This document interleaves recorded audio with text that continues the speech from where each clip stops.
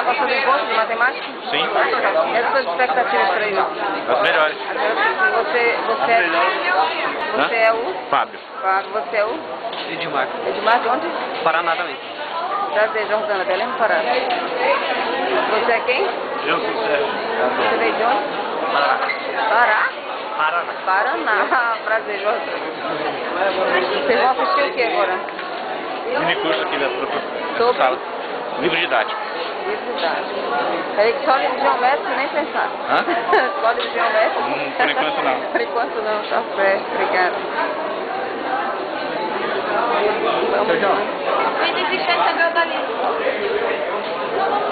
Questões sobre álgebra.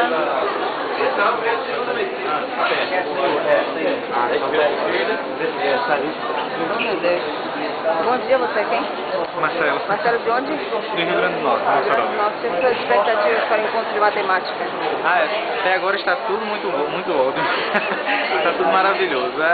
Eu espero que continue da mesma forma que está, que está maravilhoso. Agora Deus a forma que está bem melhor ainda. Tá Eu ótimo. perguntei, você entrou na sala, já gostou, ficou lá, eu saí de 2 salas diferentes daqui.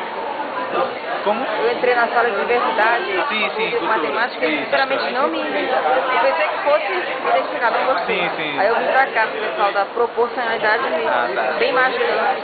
Porque no caso eu estou trabalhando com a parte de história, por isso que eu me identifiquei com o Nico. Qual é a matemática? Vai defender alguma coisa aí, algum trabalho? Não? Amanhã. Que horas? Que horas? Vai ser... Está marcado para 8h55, se eu não me engano. O horário. São 15 minutos, né? São 15 minutos. Boa sorte. Não, na verdade já deve estar tudo ok. Você já estudou bastante. Já sim. É o meu trabalho de Marcelo Moraes. Isso. E o grande nome. Você apareceu no Fórum Social Mundial. Eu sou de Belém do Pará. Muita gente bonita. Agora vamos correr atrás do código geométrico. Tá certo. Obrigado, querido. Boa sorte. Até mais. Trabalho. Obrigado. Bom dia.